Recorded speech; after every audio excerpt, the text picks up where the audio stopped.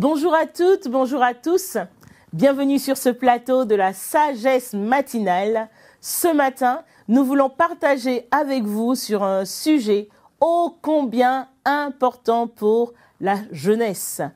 Je ne suis pas seule, je suis accompagnée de Pasteur Célia à ma gauche. Bonjour Marie-Ange, bonjour à tous Bonjour, et bienvenue Pasteur sur Célia. ce plateau. Et à ma droite, de Nathalie Rose. Bonjour AP Marie-Ange, bonjour Pasteur Célia, bonjour à tous. Je suis très contente d'être avec vous ce matin. Alors, dans cette dynamique d'Impact Conférence, de méga Impact Conférence, nous avons voulu faire un arrêt, une pause. Les femmes d'Impact ont eu le désir de s'adresser aux jeunes. Nous pensions aux jeunes femmes, mais nous voulons adresser ce message à tous les jeunes. Plusieurs, nombreux, disent « À 18 ans, je serai enfin libre ». Ou encore « Quand je serai loin de chez mes parents, ça ira mieux ». Et cette phrase est une phrase qu'on a souvent entendue. Beaucoup le disent. Mais qu'est-ce qui se passe donc après ? En général, après le bac, après ce sésame, les jeunes se retrouvent à choisir une destination. Alors, ils vont parcourir 20 ou 12 000 kilomètres pour aller le plus loin possible. À la recherche de cette ambition, ils vont aller travailler pour pouvoir être des personnes diplômées. Mais ça s'accompagne souvent d'embûches. Et aujourd'hui, nous allons parler donc de 4 défis réguliers, fréquents, que les jeunes rencontrent sur le chemin de leurs études. Pour préparer un jeune, une jeune, à pouvoir préparer cette étape de sa vie et la réussir, c'est l'objectif donc de cette séquence ce matin. Alors, Pasteur Célia, nous parlons de 4 défis. Saurais-tu nous citer comme ça quelques-uns d'entre eux ? Alors il y a un tout premier qui me vient en tout cas à l'esprit, c'est quand on quitte le cocon familial et qu'on se retrouve dehors, on se retrouve face au monde. Et je pense qu'en tant qu'étudiant, on est peut-être pas souvent préparé. C'est vrai, comme tu l'as dit tout à l'heure, on a hâte de partir, on a hâte de prendre son indépendance, on a hâte d'être indépendant, libre. Tout à fait. Et on se dit, ça y est, je suis grand et maintenant j'ai fini le lycée, je pars de chez les parents sans imaginer toute cette série d'épreuves, d'obstacles qui nous attend et auxquels on est confronté au monde en fait. Exactement. Et c'est une séquence de la vie qui doit être préparée, parce que nous sommes partis de chez parents en général à partir de 16 ans de nos jours, les jeunes ils quittent ce cocon familial où ils en partent avec la sensation que ce sera meilleur à l'extérieur. J'aurai plus à faire ce qu'on me demande, mais ils ne sont pas conscients de toute la partie responsabilité qui arrive accompagner cette période. Alors Nathalie Rose, tu es partie de chez tes parents. D'ailleurs, tu as quitté tes parents à quel âge ? Alors j'ai quitté mes parents plusieurs fois, mais la dernière fois que j'ai quitté mes parents, c'était à 18 ans, après mon bac. Ok, excellent. Quelle expérience en as-tu vécue ? C'était, on va dire, une expérience vraiment rebondissante, comme vous avez dit tout à l'heure. Quand on quitte de chez ses parents, on se dit, voilà, à moi la liberté. Il y a ce moment où on est à l'aéroport et que les parents sont tristes de laisser leurs enfants. Et nous, dans nos têtes, on a juste hâte de monter dans l'avion, que l'avion décolle et puis qu'on parte, en fait. Et en fait, comme m'a dit Pasteur Célia, je ne savais pas, en fait, que c'était une série d'épreuves qui m'attendaient. Donc, comment je l'ai vécu ? Bon, aujourd'hui, comme c'est une période qui est déjà assez passée, on va dire que aujourd'hui, je le vis bien, mais sur le coup, les différentes épreuves, ça n'a pas été facile du tout. Très bien. Alors, ça n'a pas été facile. Tu as rencontré différentes difficultés. Alors, c'est vrai que quand on part de chez les parents, on rêve liberté. Et quand on arrive sur le terrain des études, on voit la responsabilité. Avant le bac, on a l'impression qu'on fait les études pour les parents. Et après le bac, on se rend compte que c'est pas le cas. Et moi, personnellement, j'ai vécu une histoire où je sais que quand je suis arrivée en France, les premières années, parce que j'ai quitté comme toi, j'ai quitté à 17 ans. J'ai quitté à 17 ans, mais quasiment comme toi. Et quand j'arrive en Occident, je me dis, bien que j'étais bien chez papa, maman, j'avais pas hâte de partir. Mais quand j'arrive en Occident, je me dis, ouf, enfin. Et là, tu réalises que tu as une cuisine chez toi et si tu ne cuisines pas, tu ne mangeras pas. Tout simplement, c'est aussi simple que ça. Si tu ne cuisines pas, tu ne mangeras pas. Et là, tu essaies de te souvenir de comment tu as appris à cuisiner, de toutes les petites astuces que maman te montrait à la maison. Mais au-delà de ça, ce qu'on veut voir aussi, on veut accompagner un jeune en Christ. Un jeune en Christ qui part de la maison et qui finalement se retrouve confronté à beaucoup de problématiques qu'il n'avait pas chez lui. Parce qu'à la maison, papa et maman sont là, ils veillent. Oui, et puis tu es dans un cocon familial. C'est ça. Tu as des repères, tu es en sécurité en fait quelque part chez les parents. Et c'est vrai que je bénis le Seigneur en tout cas pour cette émission parce que c'est aussi donner des clés à tous ces étudiants-là qui quittent le cocon familial et qui vont pas dans la jungle mais presque, qui vont se retrouver dehors. Et ça me fait penser à une jeune avec qui je parlais qui disait en fait par exemple elle quand elle a pris son indépendance, enfin quand elle a quitté ses parents, et ben un jour dans son appartement elle a eu une fuite d'eau, mais elle a commencé à pleurer parce qu'elle disait mais elle savait même pas qui appeler parce que d'habitude papa gérait ou maman gérait, mais elle s'est jamais préoccupée de ce genre de choses.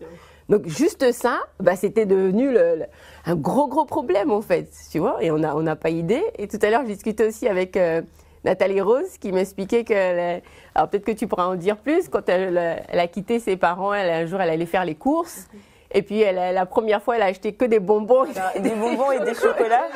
Je ne m'étais vraiment pas posé la question de qu'est-ce que ma maman achète, en fait, quand elle va faire les courses. Pourtant, je l'accompagnais à chaque fois. Ouais. Et du coup, au début, il y a cette période-là où t'as beaucoup d'argent parce que tu viens d'arriver. Et du coup, c'est McDo tout le temps, McDo. Et puis, tu te dis, à un moment donné, il faut que je fasse des courses, en fait. Et je suis partie, j'ai acheté des bonbons, des chocolats, etc. Je me suis dit, voilà. En fait, ces choses-là qui, quand tu es chez tes parents, ils te disent, ne prends pas. En fait, comme c'est la liberté, je suis libre de prendre des chocolats, des bonbons maintenant. Et au bout de 2-3 bonbons, je me suis dit, bon, il faut que je mange vraiment, en fait. Et je me suis dit, bon, peut-être que je vais aller faire de bonnes courses. Et je suis repartie faire les courses. Et là, j'ai pris un gros chariot et j'ai mis plein de choses. J'ai tout payé. Je suis sortie et je me suis retrouvée dans le parking comme ça. Et je me suis rendu compte que j'avais pas pris de sac. Il n'y avait pas de voiture pour me ramener à la maison. J'avais que le bus que je pouvais prendre et je me suis dit mais comment je vais faire en fait pour déballer. Et du coup j'ai dû tout transporter moi-même en marchant. J'avais tous les sacs sur moi. Et quand je suis arrivée à la maison, c'était encore plus marrant parce que j'avais pas compris que j'avais un tout petit frigo d'étudiant. Les courses ils étaient là, mais je pouvais pas les ranger parce que au bout de 2 sacs en fait il y avait plus de place en fait. Je me suis dit waouh, il faut que j'apprenne vraiment parce que là c'est la catastrophe en fait. Wow. Ouais, c'est ça. Et c'est vrai qu'en fait on n'imagine même pas quand on voit les parents aller faire les courses, quand on voit les parents faire une liste de courses, le budget. Tout à fait. On arrive dans le frigo, les enfants, je vois, ils ouvrent le frigo. Ah, mais on se dit même pas comment est-ce que les parents ont fait pour acheter ça. Est-ce que d'ailleurs il en reste pas? Non, ils se soucient même pas de tout ça. Exactement. Et c'est vrai que quand on n'est pas préparé, ça peut être un choc. C'est vrai. Et c'est vrai que, en même temps, la Bible nous demande d'être comme un enfant. Avec les parents, on est comme un enfant. Néanmoins, cette période-là de la vie d'étudiante est une période mi-adulte. Mi-adulte, parce que beaucoup en sortent, ils y vont. Adolescents, quand même, quand on parle de 17-18 ans, c'est l'adolescence. Et adolescent devient un adulte. Et donc, c'est vrai qu'il est important de réaliser qu'il y a beaucoup de choses, de consignes, d'avertissements des parents qui sont capitaux. Tu disais tout à l'heure, qui sont des repères pour nous. Tout à fait. Qui doivent être des repères. Et il ne faut pas négliger ces repères. Il ne faut pas négliger ces conseils. Il faut vraiment les prendre pour l'être. D'accord. C'est ça. Et même préparer les enfants en fait, préparer les enfants parce que on quitte un monde d'enfants et on arrive tout de suite dans un monde d'adultes.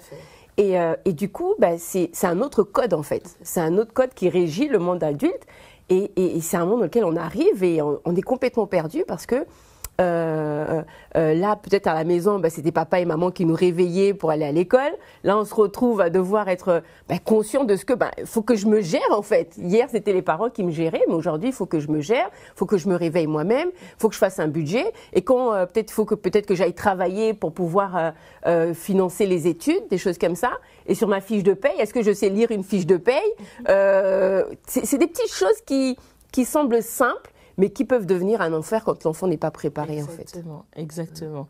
Et je disais tout à l'heure, pour le jeune chrétien qui part de chez papa et maman, il y a aussi cette dimension-là, comment garder la foi. Comment garder la foi quand je suis confrontée au monde. Et pour le coup, confrontée à ces deux mondes-là, parce qu'il y a le monde de la vie universitaire, ou en tout cas de la vie des études supérieures, et puis à côté de ce monde-là, il y a le monde, au sens biblique du terme, auquel du coup le jeune homme en Christ ou la jeune femme en Christ est confronté. Et souvent, en fait, en général, avant, beaucoup de jeunes chrétiens ont la foi des parents. Ils se basent sur la foi des parents. J'ai confiance en Dieu parce que ma mère a confiance en Dieu. Je vais au culte parce que ma mère impose, mon père impose. J'ai ce cadre-là. Et c'est vrai, on a demandé aux parents, la Bible demande aux parents d'instruire l'enfant selon la voie qu'il doit suivre. Donc le parent fait son job de parent. Néanmoins, l'enfant qui quitte à 17, 18 ans, il se dit, c'était le Dieu de mes parents. Et quand il se retrouve confronté au monde, il doit faire le choix de « je veux qu'il soit mon Dieu ». Je veux qu'il devienne mon Dieu. Je dois, quand je quitte la maison de mes parents, décider de m'attacher au Seigneur. Et Nathalie Rose, tu as eu une expérience particulière? C'est vrai, et en fait, ce que appelé Marie-Ange, tu dis, c'est vraiment important. Je dois décider. Je dois décider et je passe d'enfant à adulte. Et déjà, en fait, quand je quitte de chez mes parents, je dois comprendre qu'il y a une transition et que je vais devoir me préparer pour cette transition-là. En fait, des fois, quand on quitte de chez nos parents, on se dit on sait tout. Des fois, les parents conseillent en fait, mais on ne prend pas garde, on n'entend même pas en fait. C'est-à-dire la maman, elle prend le temps de dire voilà, on fait comme ci comme ça. Mais nous, on est juste bon, j'attends l'heure là. Et des fois, c'est un peu avant de prendre l'avion là, la maman commence à parler et toi, t'es juste bon, il faut que j'y aille en fait. C'est bientôt la fin. Voilà, parce qu'on se dit mais on sait alors que vraiment on ne sait pas. Et il y a aussi cette notion-là de décider, de garder la foi. Moi, je viens d'une famille chrétienne et aller à l'église, c'était notre quotidien, c'était dans notre routine familiale en fait. Le culte matinal le matin, etc. En fait, on était dans un environnement qui t'emmenait à être en contact avec la parole et dans une atmosphère de prière aussi. Et quand je suis arrivée, il y avait plus cette atmosphère-là en fait. Et du coup, j'ai commencé à aller à l'église une fois, et puis 3 semaines après, et puis à un moment donné, j'y allais plus. En fait, j'ai été confrontée au monde en fait. Et là, c'était maintenant à moi de mettre les barrières. En fait, il y avait des barrières qui étaient autour de moi parce que j'étais dans la maison de mes parents, mais là, c'était plus le cas. Et là, c'était vraiment n'importe quoi. J'ai commencé à sortir tous les soirs, partout on m'invitait, je partais parce que j'étais maintenant libre d'y aller. En fait, je partais dans les soirées et ci et ça. Je suis rentrée dans des relations compliquées. Et en fait, ça s'est soldé par un échec parce que j'ai raté ma première année comme ça. Et je me suis dit, mais non, en fait.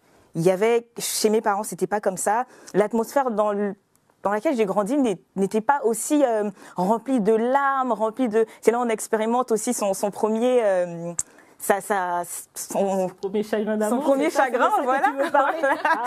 Et du coup, on est comme, mais j'avais jamais vécu ça avant, en fait. Pourquoi et surtout, on croit que tout le monde est gentil. Surtout quand on sort d'une famille chrétienne, on se dit, tout le monde est gentil. Il m'a dit qu'il m'aime, il m'aime vraiment. mais non, en fait. Et à un moment donné, je me suis posé la question, je me suis dit, mais il faut que je décide en fait. Qu'est-ce que je veux? Là, mes parents, ils sont en Christ. Moi aussi, je pensais que j'étais en Christ, mais en fait, j'étais dans le Christ de mes parents. En fait, il faut que je choisisse. Et à ce moment-là, je sais qu'il y a eu ce jour-là où je me suis arrêtée. Je me suis dit, il faut que je choisisse en fait.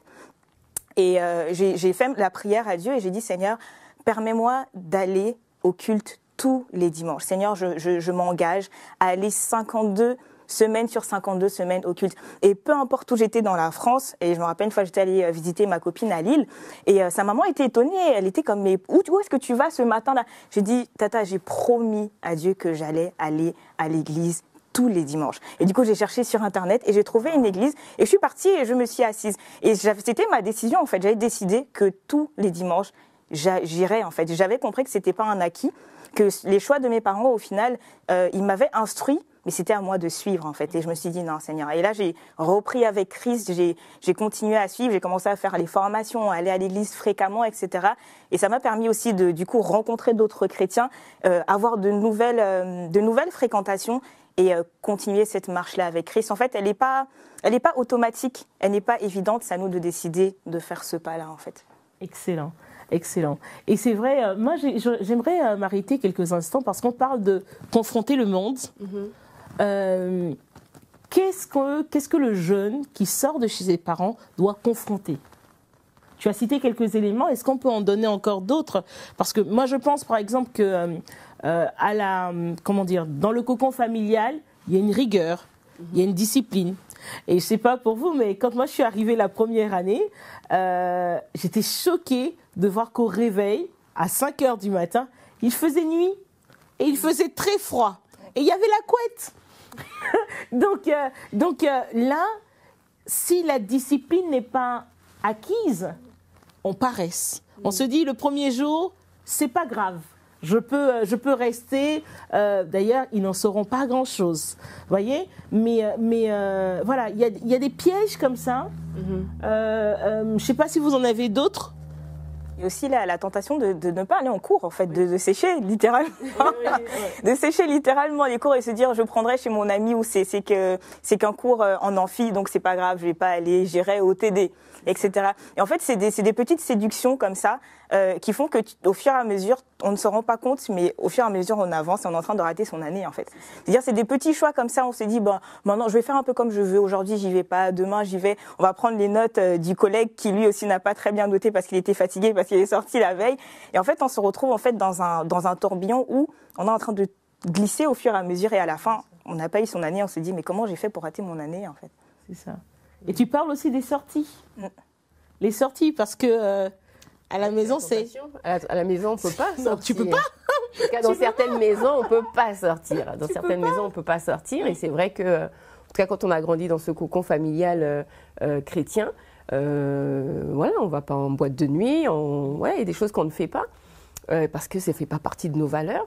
Et c'est vrai que lorsqu'on arrive, quand on arrive dans le monde, on peut se retrouver confronté en fait aussi à des amis qui n'ont pas les mêmes valeurs que nous et nous dire mais non, mais c'est rien. Et puis il y a ce côté comme une voix qui te dit mais c'est pas grave, tu vas juste aller une fois ou de toute façon tu limites en fait quelque part et comme une voix qui te fait croire que tu ne fais rien de mal en fait. Exactement. Et en écoutant cette voix-là, tu peux te rendre compte qu'en fait, il peut se passer toute l'année. Tu as été en sortie toutes les soirées, tu as été et tu rates ton année comme ça parce que tu n'as pas su dire non des fois en fait. Exactement. Et quand on parle de préparation justement à confronter le monde, c'est important parce que pour un parent éventuellement qui est connecté, on ne peut pas, le monde dans lequel nous vivons, nous avons les pieds sur terre, n'est pas un endroit aseptisé. Donc de toutes les manières, l'enfant sera confronté parce qu'il doit devenir un adulte. Il doit grandir, il doit faire ses choix, il doit choisir d'accepter Christ pour lui-même. Quand on voit dans la Bible, de la Genèse à l'Apocalypse, nous avons affaire à un Dieu de génération en génération. Et ce Dieu-là, il a été en relation avec chaque personne qui a décidé de le choisir. Donc l'enfant doit être instruit, on doit lui donner toutes les billes, toutes les clés. Néanmoins, on doit lui donner ce qu'il faut pour qu'il puisse faire ses choix et faire les bons choix. Et j'aimerais peut-être préciser pour un étudiant quand même, et puis je te laisserai la parole, juste dire et tout à un étudiant, tu entendras certainement, comme Pasteur Célia disait à l'instant, cette petite voix qui te dit « c'est pas grave ». Juste une fois, Nathalie Rose nous disait j'ai fait la promesse au Seigneur de rester et d'aller tous les dimanches à l'église. Tu dois choisir Christ. Jésus, c'est vrai, est resté sur la montagne. Il était sur la montagne. La Bible nous raconte qu'il était sur la montagne avec 3 disciples. Et il y a eu la transfiguration et tout ça. Et un des disciples lui a dit « Seigneur, faisons 3 tentes et restons là. » Et il a dit « Non, nous devons descendre. Nous devons y aller. » Donc à un moment donné ou à un autre, tu auras à descendre. Et quand tu descends, les valeurs que tu as acquises chez papa et maman resteront. Efface, éloigne, supprime, oublie toutes les pensées qui viendront te dire, laisse tomber tes valeurs. Oublie ces pensées-là et attache-toi à ce que tu as appris de Christ chez tes parents. C'est ça. Et puis aussi pour rassurer les parents, en fait, c'est de se dire, comme une prédication que j'écoutais, un échange que j'écoutais de Pasteur Abby qui disait qu'elle avait fait une alliance avec Dieu. tu vois. Et dès lors qu'elle a fait une alliance avec Dieu, elle disait à ses enfants, oui, vous pouvez aller en boîte, vous pouvez aller, mais je sais que vous ne pourrez pas aller parce qu'en fait, j'ai fait une alliance avec Dieu. Donc, Dieu ne vous laissera même pas y aller, en fait, tu vois. Et je pense que c'est ça, en fait. Chacun de nous, en tant que parents, on enseigne l'enfant sur la voie qu'il doit suivre et on place notre confiance pas dans les enfants, mais en Dieu, en fait. Parce qu'on a une alliance avec Dieu et on croit que Dieu est celui qui veille. Parce qu'il dit que si ce n'est lui qui veille, si ce n'est pas lui qui veille, celui qui veille, veille en vain. Et on s'attend à Dieu. Et je pense que ça ne sert pas à un moment donné de vouloir tellement être là. Mais qu'est-ce que tu as fait? Tu étais où? À un moment donné, en fait, il faut aussi laisser l'enfant faire ses pas et lui-même aussi aller découvrir qui est Dieu, en fait. Faire sa propre, j'ai envie de dire, sa propre rencontre personnelle avec Dieu, en fait. Parce que comme tu disais tout à l'heure, il est, en fait, c'est Dieu, c'est le Dieu de mes parents. Je connais Dieu au travers de mes parents. Je connais Dieu au travers des témoignages que mes parents me donnent. Et puis, à un moment donné, ben, il commence à faire ses petites expériences. Et quand il sort, c'est là, maintenant, il doit apprendre à s'appuyer sur Dieu. Et si et seulement si, dès le départ, à la base, on lui a donné les bonnes instructions, en fait. Exactement. La bonne culture. Alors, nous avions parlé de 4 confrontations, de 4 difficultés, 4 défis auxquels font face les étudiants. Alors, on a parlé de confrontation au monde, mais aussi la question de l'orientation. Un étudiant dans la maison de papa-maman a peut-être suivi le choix de papa-maman, il arrive, ou c'est peut-être son rêve aussi, c'est peut-être son ambition personnelle, et quand il arrive sur le terrain, la première année peut souvent, des fois, pas tout le temps bien entendu, se solder par un échec. Et ça peut même arriver plus tard dans le parcours que l'étudiant se pose la question de savoir, est-ce que je suis à ma place? Alors pour répondre à cette question, nous avons interviewé 2 personnes qui nous parlent de l'orientation. La régie, est-ce que vous pouvez nous lancer la vidéo, s'il vous plaît?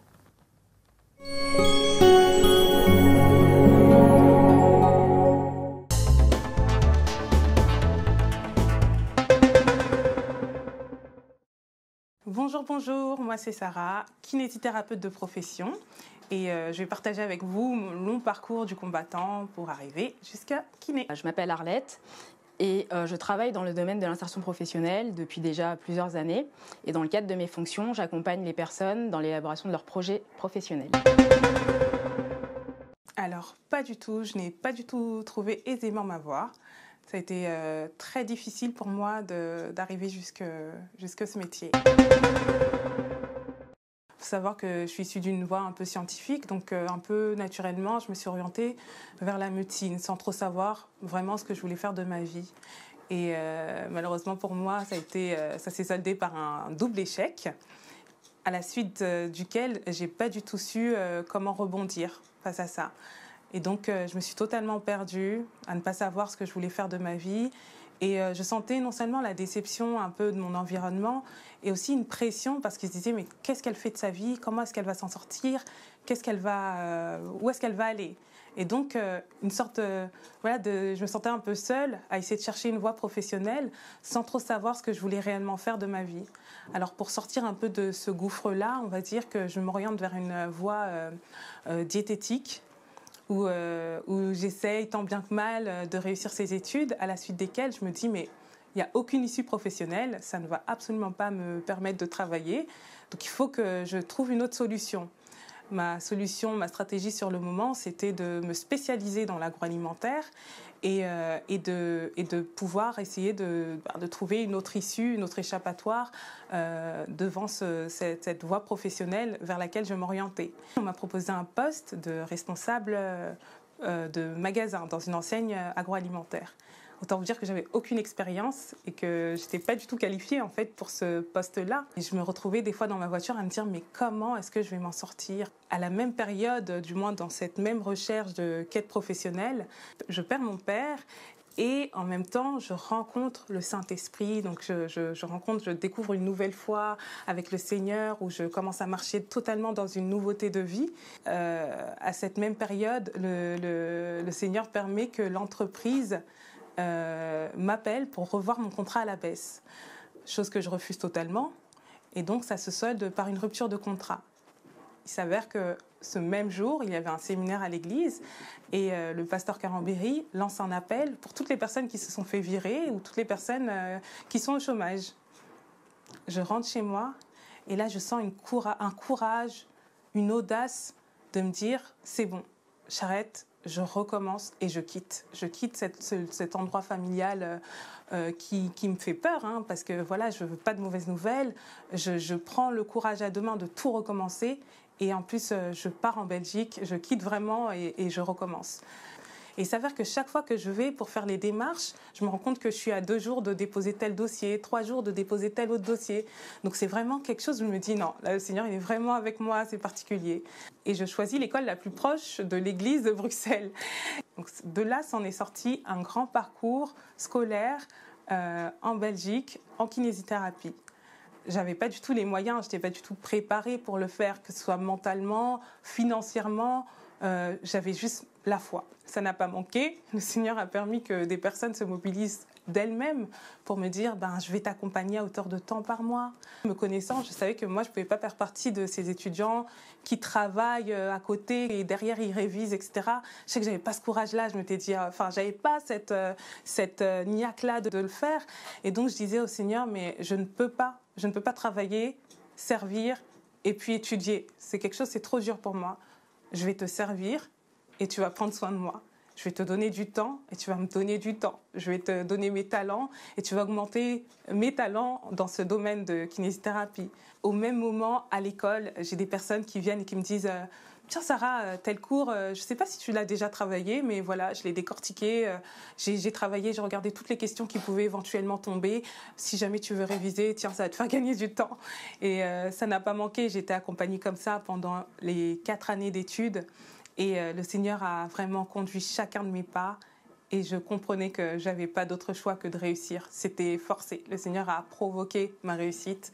Et je suis maintenant kinésithérapeute. Voilà, par la grâce de Dieu. Il faut d'abord définir ce que c'est que l'orientation. L'orientation, c'est un processus continu de réflexion qui a pour objectif de permettre à la personne d'arriver à faire un choix éclairé, un choix professionnel éclairé. La première étape, c'est déjà se questionner sur soi-même en interrogeant ses goûts, ses valeurs, ses centres d'intérêt, en allant au-delà de son parcours scolaire, de ses notes. Deuxième étape, une fois qu'on a un peu questionné toutes ces choses, c'est d'explorer son environnement. Explorer son environnement, ça veut dire que au-delà des idées que je peux avoir, je vais me confronter et poser des questions dans tout ce qui se passe sur le secteur que j'ai ciblé pour avoir de plus amples informations et pas uniquement les informations que moi je pense être justes. Tout d'abord la foi de tout recommencer, la foi de tout reprendre à zéro et de suivre Jésus comme berger. Et la deuxième clé, c'est vraiment celle du service. Je pense que c'est celle qui a été salvatrice dans ce parcours professionnel. C'est par ça que dans ces petites choses, ces petits actes de fidélité, je me rappelle parfois, j'avais du travail de l'église en fait à rendre à quelques temps de mes examens. Le Seigneur m'a vraiment fait gagner du temps de par mes amis, mes camarades de classe qui m'aidaient, qui m'encourageaient, qui me stimulaient à travailler avec eux et qui me faisaient gagner beaucoup de temps. Donc voilà. Alors le conseil que j'aurais donné à Sarah avant le début de ses études supérieures, c'est un peu celui de tuer le hasard. J'aurais dit à Sarah, d'accord, tu veux aller en fac de médecine, va voir concrètement, va assister à des cours. À l'époque, on pouvait s'asseoir en amphi et regarder ou écouter les cours. J'aurais dit à Sarah de parler avec des étudiants de première année. J'aurais également dit à Sarah de parler avec des étudiants qui ont fait tout le parcours d'études en médecine et d'aller encore plus loin, d'encourager Sarah à se projeter, à se dire « Ok, quelle est la finalité en fait ?» Alors, l'une des premières erreurs à ne pas commettre, c'est se focaliser uniquement sur ses notes. Choisir son orientation, sa filière, son métier par rapport et se baser uniquement sur ses notes. Ça, c'est l'erreur numéro 1. Deuxième erreur, c'est justement ne pas aller au-delà. En fait, quand on a une idée fixe en tête, ne pas du tout regarder ce qui se passe à côté ou quelles sont les autres possibilités. Par exemple, on a pu le voir avec le parcours de Sarah, qui avait une idée qui était uniquement médecine et qui n'avait pensé à rien d'autre et qui du coup n'avait peut-être pas eu la réflexion de se dire je vais quand même regarder tout ce qui se fait à part médecin généraliste ou d'autres spécialités dans le secteur de la médecine. Et puis troisième erreur à ne pas faire, c'est ne pas valider son projet. Alors valider son projet, ça peut paraître technique, mais c'est au-delà de l'idée que j'ai, essayer d'être vraiment pratique, d'être concret, de m'adresser à des personnes qui exercent la fonction que je vise, de m'adresser à des personnes qui sont déjà passées par le cursus scolaire ou académique dans lequel je veux m'orienter. C'est vraiment aller au-delà et prendre des informations pratiques du quotidien pour pouvoir se projeter comme il se doit et avoir une juste mesure de ce qui nous attend. Il n'y a pas d'âge, je m'explique. En soi, l'orientation, elle commence dès le bas âge. Dès que vous mettez votre enfant à l'école, c'est à ce moment-là qu'il faut commencer à mettre certaines choses en place, bien évidemment adaptées à l'âge de l'enfant, pour l'habituer à cette réflexion. C'est-à-dire que un enfant qui n'a jamais entendu parler de différents métiers aura du mal au moment de devoir choisir un métier ou une filière de se projeter en fait. La clé, c'est ça. Élargir sa vision. Donc, quand je parle d'élargir sa vision, c'est enrichir ses idées, poser des questions, s'intéresser à son environnement. Et bien, il faut vraiment connaître son enfant. Il faut pouvoir voir ce pourquoi il est doué. Il faut pouvoir regarder quels sont ses centres d'intérêt et ne pas se focaliser uniquement sur les notes scolaires. Et dernier conseil, quand l'enfant tourne un peu en rond ou a du mal à un moment donné à trouver sa voie, comme a pu le vivre Sarah, mais c'est pas le moment en fait de lâcher l'enfant et de dire débrouille-toi, tu n'écoutes pas, fais comme bon te semble. Non, là c'est le moment justement d'encourager davantage et de continuer à accompagner l'enfant dans cette réflexion et le rassurer en lui disant que ça prendra le temps que ça prendra, mais il finira par trouver sa voie.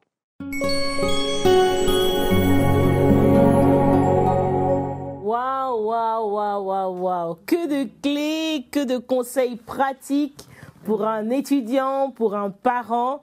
Moi, je retiens beaucoup de choses dans cette interview et les conseils que Arlette a pu donner. Et notamment, elle dit s'orienter, c'est choisir. Et on ne peut pas choisir sans s'informer. Du coup, nous devons nous informer en tant que parents, mais aussi en tant qu'étudiants, avant de penser orientation.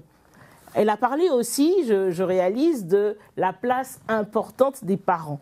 Pasteur Célia, tu pourrais nous dire quelque chose là-dessus ? Ah oui, les parents, de comprendre aussi, c'est vrai que les parents, il faut déstresser. Ça, c'est déstresser. Et puis, il faut s'informer également, parce que des fois, les enfants reçoivent tout un tas d'informations, ils ne savent pas faire le tri dans tout ça. Et il faut faire de la veille, il faut continuer à faire de la veille, il faut prendre toutes ces informations-là et les décortiquer pour eux, parce que je vois par exemple aujourd'hui avec les nouvelles filiales de bac, c'est pas comme à l'époque où on sait qu'il y a S, il y avait 3.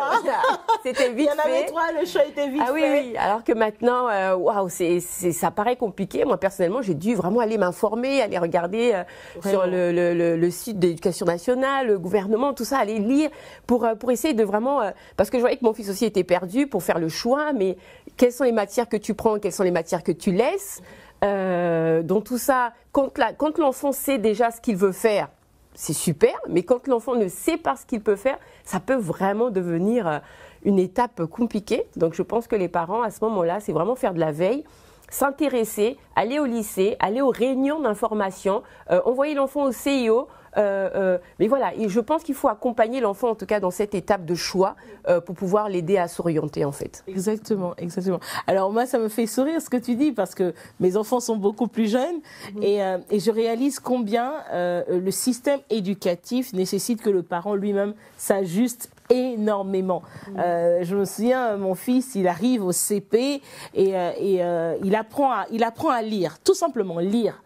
Alors, moi, je me souviens de quand j'ai appris à lire et j'ai vu mes aînés commencer à apprendre la lecture. Donc, du coup, on lisait par syllabes, on lisait les lettres et puis après on associait les voyelles et autres. Et puis on lisait par syllabes. Eh ben non, maintenant c'est plus ça. Et donc, je me souviens que j'essayais de travailler avec mon fils. Et puis, quand j'arrive et que je dis à la maîtresse, mais je comprends pas, mais ça, il ne comprend pas. La maîtresse me dit, non, ne vous en faites pas, c'est pas comme ça qu'on fait. Écoutez, vous n'êtes pas enseignant, vous n'allez pas le devenir, je suis d'accord. Mais voilà, et c'était un peu frustrant pour moi en tant que parent. Et je me mettais devant le Seigneur, je dis, Seigneur, l'enfant est intelligent, il est smart, qu'est-ce qui ne se passe pas bien? Et bon, par la grâce de Dieu, quelques semaines après, ça s'est passé et ça a un féru de lecture. Mais j'ai vraiment réalisé que c'est pas un acquis de dire je sais comment ça se passe, je suis passée par là. Même quand on est passé par là, des décennies avant, ça ne ressemble plus du tout à la même chose. Et donc du coup, courage aux parents. Ah oui. Courage aux parents, ne lâchez pas prise. Vous êtes, comment dire, les personnes principales pour accompagner les enfants. Pour que nos enfants aillent le plus loin possible, nous Amen. devons les faire partir du socle que nous avons reçu et nous investir dans leurs études. C'est une part importante. Amen. Amen. Et alors, donc, nous voulions aussi parler de relations. De relations. L'étudiant, quand il sort de la maison, on a dit qu'il découvrait le monde. Et qui dit découvrir le monde, dit aussi découvrir de nouvelles personnes, faire des choix de relations. On a des relations du passé, des relations d'aujourd'hui. On a des relations qui doivent nous emmener plus tard. Pasteur Maud parlait des relations pour une saison, des relations pour une raison et des relations pour une, j'oublie la troisième, pour la vie. Voilà, c'est ça. Donc, les relations. Nathalie Rose, quand tu es arrivée loin des parents en Occident, as-tu eu à faire des choix de relations? Waouh, oui. Pour le coup, j'ai eu à faire beaucoup de choix. Déjà parce que j'avais plus les mêmes amis, on était dans différentes villes et du coup, on parlait de temps en temps sur les réseaux sociaux, mais là, sur place, il fallait se faire de nouveaux amis. Et la première année, du coup, j'avais mes amis de l'école, j'avais aussi des personnes qui habitaient dans la même résidence que moi. Et au fur et à mesure que j'avançais, en fait, comme a dit tout à l'heure Pasteur Célia, on rencontre des personnes qui ont des valeurs différentes de nous. Et à un moment donné, oui, il a fallu faire des choix. Quand, par exemple, j'ai dit « Ah, moi, je veux maintenant suivre Christ », j'ai décidé d'aller à l'église plus souvent, etc. Et je commençais aussi à beaucoup m'investir au niveau du service. Et ça ne plaisait pas forcément à tous mes amis. Et à un moment donné, il y avait certains qui parlaient un peu mal, en fait, du fait d'aller à l'église, du fait de rester avec d'autres personnes. C'était vraiment, des fois des paroles qui n'étaient pas bonnes, en fait. Et des fois, quand ils venaient aussi à la maison, ils parlaient de certains sujets et ils disaient des mots aussi qui n'étaient pas bons. Et à un moment donné, en fait, ça partait un peu au conflit, comme ici, on ne parle pas comme ça. Quand vous êtes avec moi, on ne fait pas ci, on ne fait pas ça. Et en fait, c'était un peu trop à un moment donné de devoir dire ici c'est comme si c'est comme ça. En fait, à un moment donné, nos chemins se sont séparés parce qu'on ne fonctionnait plus de la même façon, en fait. Mais d'un autre côté, à l'église, en fait, j'ai rencontré d'autres personnes. J'ai rencontré plein d'amis qui le sont encore aujourd'hui et qui m'ont aidé du coup à avancer avec Christ. À un moment donné, en fonction des choix qu'on va faire, en fait, on devra choisir quel ami on choisit, etc. Mais il y a aussi les relations en tant qu'étudiant, les relations à l'école. Parce que même à l'école, il faudra faire des choix entre rester avec des personnes qui sont venues pour travailler et d'autres qui te défocalisent de ton objectif. Parce qu'il y a vraiment des personnes qui sont là pour ça. Et à l'école aussi, il y a le choix des relations. Il y a à choisir, en fait, de rester avec des personnes qui veulent travailler, des personnes qui savent comment travailler, des personnes avec qui, quand il y a des partiels, on pourra veiller jusqu'à X heures. Pas des personnes qui vont dire, non, demain, on va voir au feeling. Au bout d'une fois, deux fois, ça le fait pas en fait. En tant qu'étudiant, on doit aussi choisir dans notre environnement scolaire qui est-ce qu'on choisit de fréquenter et qui est-ce qu'on préfère laisser de côté pour pouvoir réussir dans nos études. Parce que c'est vrai, c'est vraiment important d'être conscient que Dieu veut que tu réussisses. Dieu veut que tu réussisses à tous égards. Sinon, autrement, on n'aurait pas un verset comme Josué 1,8 qui nous dit, voilà, que ce livre de la loi ne s'éloigne point de ta bouche, afin que tu médites, afin que tu réussisses dans toutes tes entreprises, afin que tu aies du succès. Dieu veut que nous réussissions. Dieu veut que nous ayons des projets. Dieu veut que nous ayons une ambition. Mais il veut être impliqué, investi. Et les relations sont importantes pour nous faire atteindre l'objectif. Donc, tout ce qui va venir pour m'empêcher d'atteindre l'objectif, il faudra à un moment donné que je m'en sépare. Oui, et puis avoir la force de s'en séparer, surtout parce que c'est vrai que la Bible dit les mauvaises compagnies corrompent les bonnes mœurs.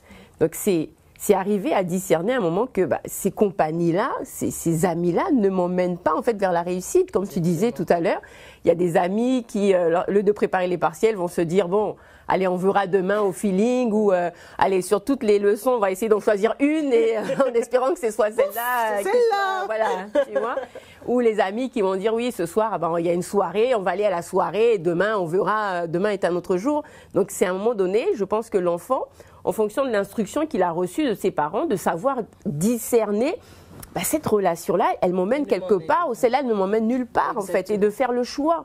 De faire le choix en fait dans les relations et de faire comme Daniel en fait, qui avait des amis qui eux étaient comment dire, ils étaient des bons étudiants en fait. Ils avaient résolu dans leur cœur de ne pas se souiller en fait. Ils avaient résolu dans leur cœur et je pense qu'à toi où on est là en plein été, on a fait des choix d'orientation, ça va être la rentrée d'ici peu, c'est de pouvoir se dire je prends la résolution dans mon cœur de réussir mon année. Et si je prends cette résolution, ça veut dire que je fais le choix également de faire le tri dans mes amis. Je fais le choix également de faire des tris dans tout ce que je veux, faire en fait pour pouvoir réussir en tout cas.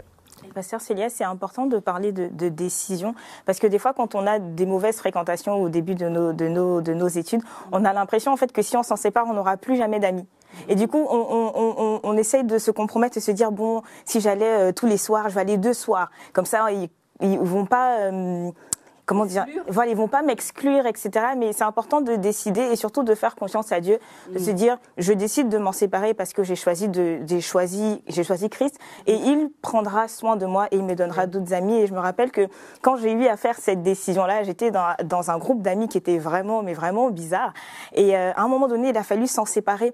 Et j'étais mal parce que je me disais, mais Seigneur, comment je vais faire, avec qui je vais rigoler, etc. Et j'ai prié, j'ai dit, Seigneur, je vais pas te cacher, je veux une amie en fait. Je veux quelqu'un avec qui je peux rigoler, avec qui on peut prier, mais aussi avec qui on peut sortir, etc. Et Dieu m'a vraiment fait grâce parce que du coup, dans l'église même, il m'a trouvé en fait une amie avec qui on est aujourd'hui très très proche en fait. Et c'est important aussi de suivre du coup Éclat TV pour pouvoir avoir pour avoir des conseils de nos mères du coup, parce que quand on parle des amis pour une raison, pour une saison, c'est important de discerner, de savoir qu'il y a plusieurs types d'amis et de pouvoir se dire cette personne-là, je pense que c'est pour une saison et peut-être même que la saison est finie maintenant et partir sans culpabiliser en se disant non mais voilà, se dire c'était pour une saison, c'est fini et je vais me focaliser et vraiment investir dans les amitiés pour la vie. C'est vraiment important. Et je pense que ça ne veut pas dire, peut-être quelqu'un qui nous suit, qui nous dit mais ça veut dire quoi si je vais à la fac, je ne dois pas parler à qui que ce soit, je me mets en isolement et tout ça. Je ne pense pas que ça veut dire ça. Je pense qu'on peut avoir des camarades de classe avec qui on échange, avec qui on discute, avec qui on va... avec qui on mange et tout ça. Maintenant, on parle d'amis, c'est vraiment des personnes proches avec qui on va partager beaucoup de choses, des personnes avec qui on partage, c'est ça, on noue son âme à son ami en fait. Et effectivement, des personnes avec qui on partage les mêmes valeurs, c'est important. Moi, je sais que quand j'étais à la fac, j'avais une camarade de classe et elle était chrétienne et moi, je ne l'étais pas, en tout cas, on ne l'était pas.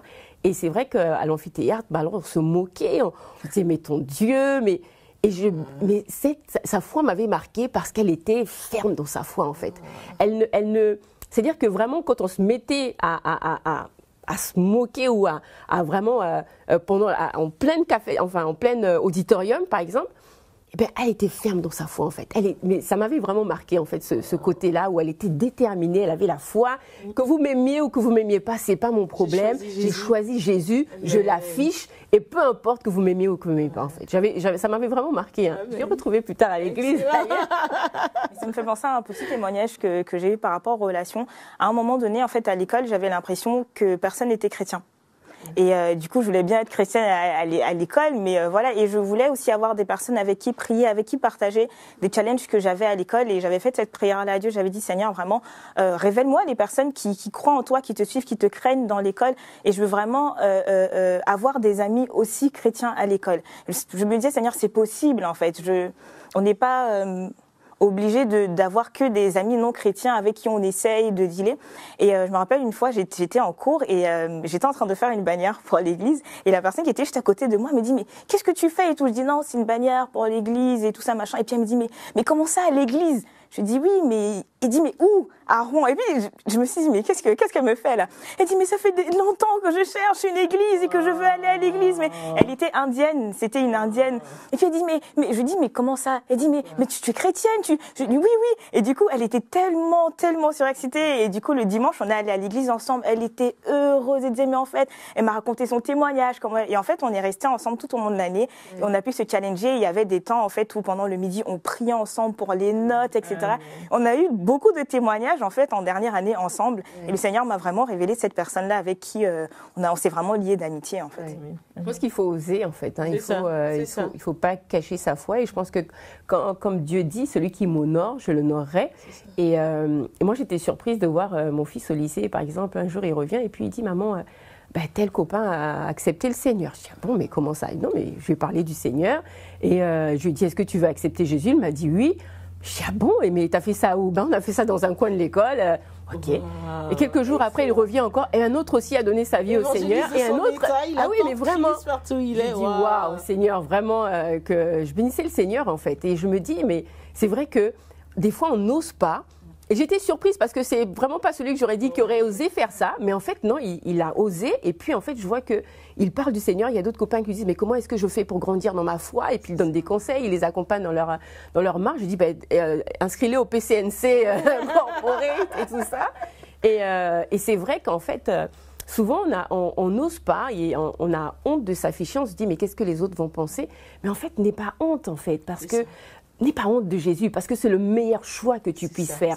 Et tu sais, quand tu as découvert quelque chose de bon, partage-le aux autres, en fait, parce que tu verras que tu feras plus de bien à en parler et à partager ce que tu as reçu plutôt que de le garder pour toi, en fait.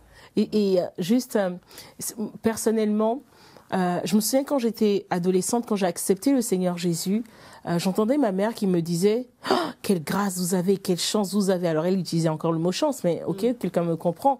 Quelle grâce vous avez d'avoir le Seigneur Jésus à cet âge. Quelle grâce vous avez. Et beaucoup de jeunes ne sont pas conscients que c'est une vraie grâce. Parce qu'aujourd'hui, quand je regarde tout mon parcours, que ce soit mon parcours universitaire, même mon mariage et tout ça, toutes les personnes, tout ce que j'ai fait en fait, je réalise que j'aurais pas fait ces choix sans Dieu. Donc finalement, c'était vraiment le meilleur atout que j'avais dans ma vie. C'était le plus grand trésor que j'avais dans ma vie. Et un trésor, il faut le valoriser comme tel. Amen. Et un trésor, c'est un trésor, en plus Jésus, c'est un trésor qui est généreux, qui se partage. Tu ne deviens pas moins riche quand tu partages ce trésor à ceux que tu aimes. Et c'est vraiment ce qu'il faut faire en tant qu'étudiant, là où on est. Gardez votre foi, soyez des personnes fermes en Jésus et partagez-la. Partagez-la. Si vous avez des manques d'amitié, demandez. Le Seigneur le dit dans Jacques 1,5, alors il parle de la sagesse, si quelqu'un manque de sagesse, mais si quelqu'un manque de quoi que ce soit, nous avons le Seigneur. Le Seigneur saura répondre à tes besoins. Si tu n'en as pas besoin, il ne te donnera pas parce qu'il sait que ça peut être fatal pour toi. Mais tout ce qui est nécessaire pour toi, il te le donnera. Mais demande. Si tu ne demandes, tu n'auras rien. Ça me fait penser, effectivement, quand tu parles de demander, ça me fait penser également aux finances. C'est ça. Tu vois, parce que quand on fait ce pas-là de sortir de la cellule familiale, souvent on a la grâce ou d'avoir les parents qui peuvent financer les études ou financer également le loyer, mais des fois on n'a pas aussi cette grâce-là et donc on doit aller travailler. Et on fait des choix en fait, on fait des choix d'aller travailler et dans ces choix-là également, c'est d'arriver à faire des choses pour ne pas se compromettre. Exactement. Tu vois ? Parce que des fois, on peut avoir accès à des choses, comme des voies qui s'ouvrent pour l'argent facile, ou des fois, j'ai entendu des jeunes sœurs qui étaient parties pour faire des études et qui se sont retrouvées dans la prostitution pour pouvoir financer les études, en fait. Terrible. Tu vois ? Et ça, c'est terrible. C'est terrible. C'est vrai que quand les parents en voient, il y a plusieurs types de profils, effectivement. Il y a des profils où les parents se sont préparés financièrement, ou ont tout simplement l'aisance financière pour assurer les années d'études des enfants. Et puis, beaucoup d'autres où les parents ont fait tout ce qu'ils ont pu. Et des circonstances aussi peuvent arriver. La perte d'un parent, en particulier quand c'est le père qui a la charge cette charge financière, ou tout autre type de situation peut se produire et mettre un enfant qui était à la base à l'abri du besoin, bien qu'étant à l'étranger, le mettre dans une situation de déficit financier, déficit ou en tout cas avec des défis financiers important. Alors, sur ce sujet, justement, qui reste notre 4e difficulté, rencontrée très souvent par les étudiants, nous vous avons préparé une capsule que nous voulons vous projeter maintenant. La régie, merci.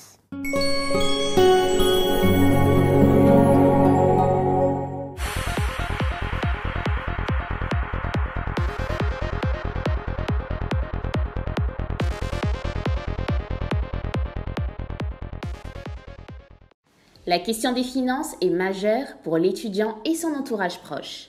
Les coûts de scolarité et les frais annexes, le transport, l'argent de poche et pour ceux qui étudient loin du domicile familial, des charges supplémentaires liées notamment au logement, l'alimentaire et aux vêtements sont à prévoir.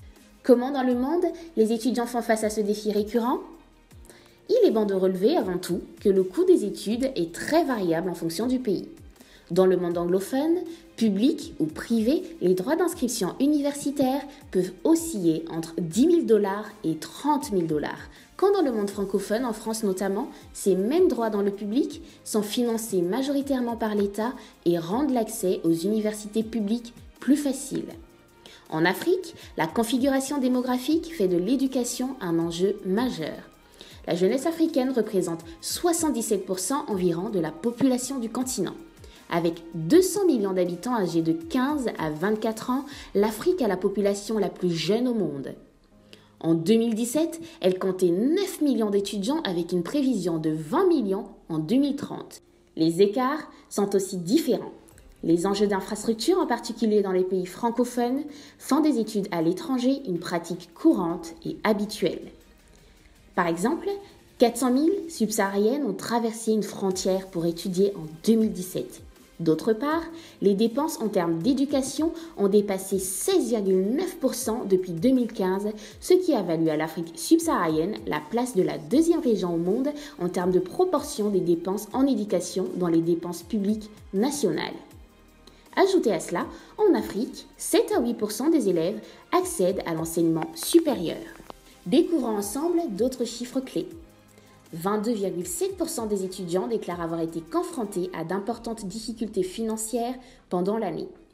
En France, 45% des étudiants disent être incapables de subvenir à leurs besoins. 712 000 étudiants ont perçu une bourse sur critères sociaux en 2018-2019, soit 38% des étudiants suivant une formation ouvrant droit à une bourse. 46% des étudiants exercent une activité rémunérée. 42% des étudiants déclarent renoncer à des soins en 2019, un pourcentage en hausse de 7 points par rapport à 2014. Pour pallier aux défis financiers, plusieurs types de financement en dehors du financement des parents sont possibles. Premièrement, les bourses. Les bourses d'études peuvent être attribuées par l'État, des entreprises de la place, mais aussi par des universités, notamment aux États-Unis où il y a des bourses sportives attribuées à des étudiants considérés comme professionnellement étant des talents prometteurs pour l'avenir. Les prêts étudiants, contractés auprès des banques de la place en s'engageant à effectuer le remboursement pendant ou après leurs études. Il y a aussi des jobs étudiants, téléconseillers, cours à domicile, babysitting. Les étudiants ont l'autorisation légale de pouvoir travailler de 10 à 20 heures par semaine. D'autres optent pour travailler pendant les vacances, pour mettre de l'argent de côté, notamment pendant les vacances d'été. Certains génèrent des ressources grâce à leurs compétences, aide aux devoirs, mission intérimaire ou encore mission civique. Pour les plus créatifs, créer sa propre entreprise est une excellente opportunité. Rédaction sur le web, saisie et correction de documents, aujourd'hui tout est possible et avec l'essor du web, de nouveaux métiers se développent tels que youtubeur ou livreur avec des applications comme Deliveroo et Uber Eats. Comme vous le voyez, de nouvelles méthodes de financement ont vu le jour. Une autre solution est venue relever les défis financiers des étudiants dans les pays occidentaux et certains en Afrique, l'alternance. Elle consiste à alterner les études avec des périodes en entreprise permettant aux jeunes d'acquérir de l'expérience tout en étant financés par l'entreprise qui les accueille. Il y a aussi le contrat de professionnalisation, un contrat de travail conclu entre un employeur et un salarié. Il permet l'acquisition dans le cadre de la formation continue d'une qualification professionnelle reconnue par l'État ou la branche professionnelle. L'objectif est l'insertion ou le retour à l'emploi des étudiants et des adultes.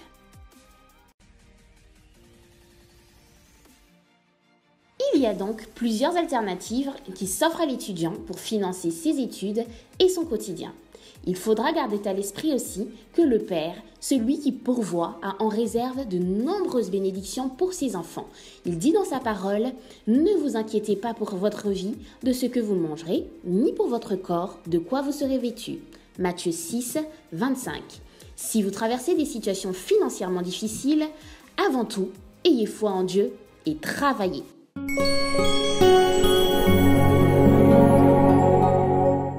Des solutions existent pour toi, cher étudiant, chère étudiante. Ne baisse pas les bras si tu rencontres des défis financiers. Le Seigneur qui a permis, qui a autorisé que tu arrives sur ce territoire permettra aussi que tu atteignes l'objectif. Aie confiance en Dieu, aie confiance en Dieu et tu verras qu'il pourvoira à tes besoins chaque jour. Amen. Amen. Amen. Et si je peux rajouter, en fait, en disant que, comme tu l'as dit, de vraiment faire confiance à Dieu.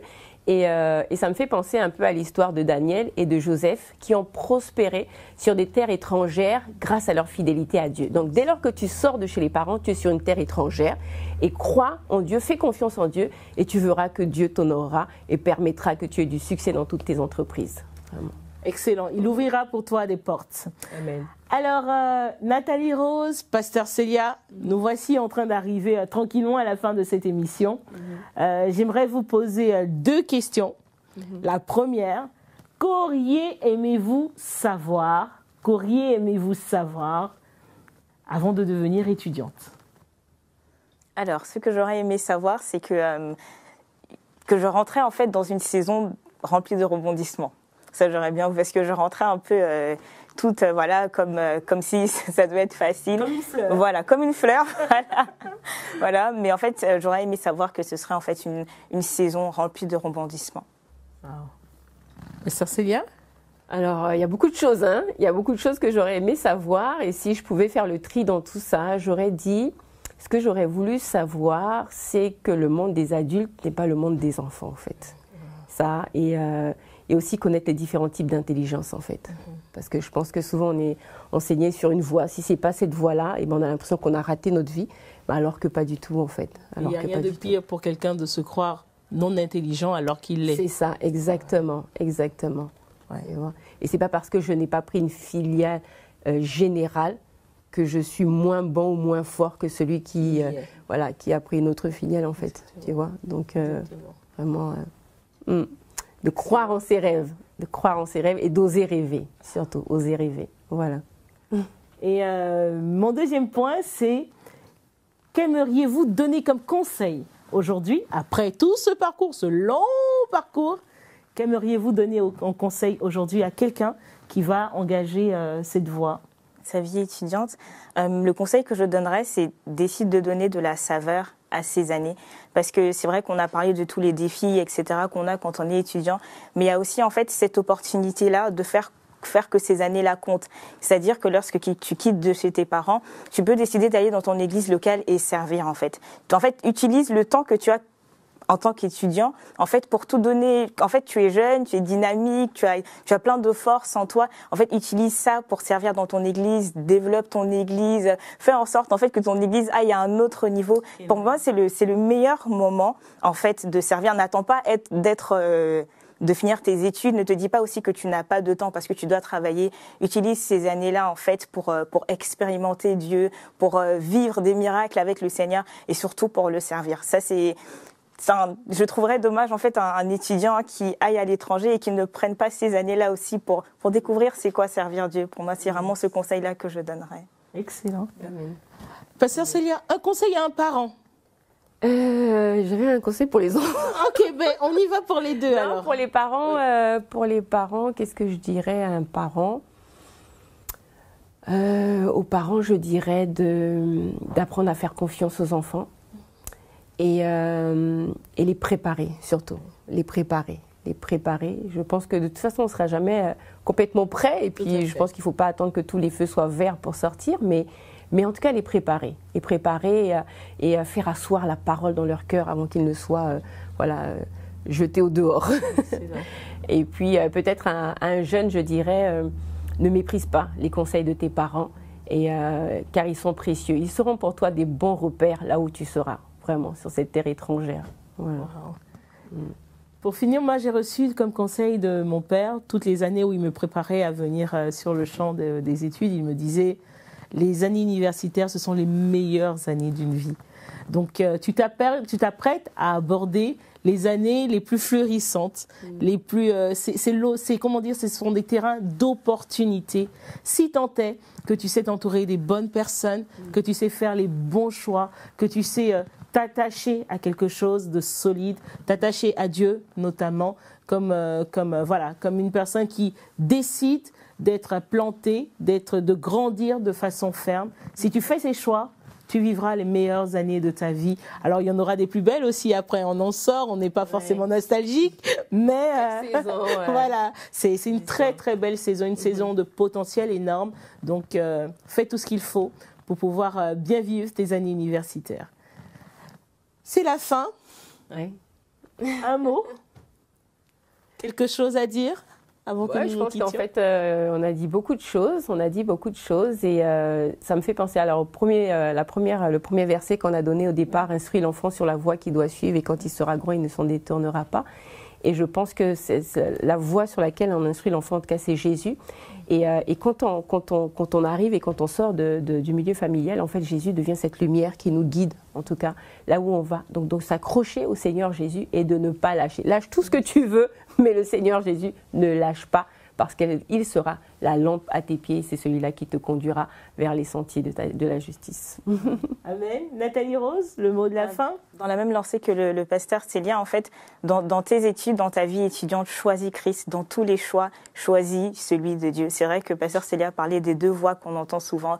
La voix de non, fais-le, et l'autre qui te dit ne fais pas ça. Choisis toujours Christ dans tes choix, dans ton orientation, dans tes relations et dans toutes les décisions que tu auras à prendre. Choisis Christ. Alors, en Christ, nous avons toutes les solutions. Il répond à toutes nos questions. La parole de Dieu regorge d'expériences excellentes que Dieu a voulu que nous ayons à mémoire. Et donc, Christ, oui. Et moi, j'aimerais laisser deux versets. Le premier, c'est « Ne vous conformez pas au siècle présent, mais soyez renouvelés dans l'intelligence. » Et ça, c'est Romains 12, verset 2. Et j'aimerais aussi dire que Dieu connaît les projets qu'il a formés pour toi. Dans Jérémie 29, 11, il dit « Ce sont des projets de paix et non de malheur pour te donner un avenir et de l'expérience. » Et de l'espérance.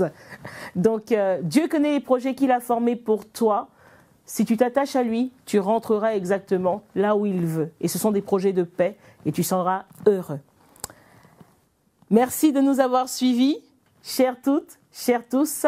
Nous vous disons au revoir.